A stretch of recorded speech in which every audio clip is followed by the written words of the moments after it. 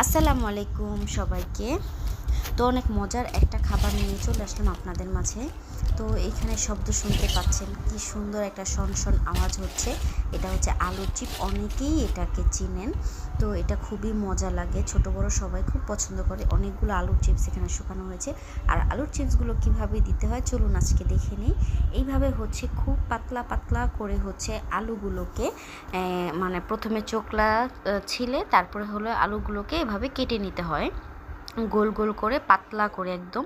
আমার আম্মু তো এটাতে খুবই এক্সপার্ট, পাতলা করে কাটতে পারে। তো যাই হোক, এখানে অনেক পাতলা পাতলা করে কাটা হয়েছে আলুগুলো।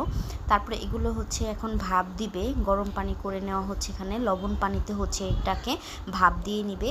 তারপর হচ্ছে এইগুলোকে একটা একটা করে একদম রোদে শুকাতে হবে, মেলে দিয়েছে। আমরা সবাই মিলেই হচ্ছে এগুলোকে মেলে দিচ্ছিলাম। তো আর এখানে হচ্ছে প্রায় সন্ধ্যা হয়ে আসছে, বিকালবেলা হচ্ছে এগুলোকে তুলে নিয়ে যাব এখন। আর এগুলো শুকানোর পরে একদম মানে চুপসে যায়, একদম শুকিয়ে ছোট ছোট হয়ে যায়।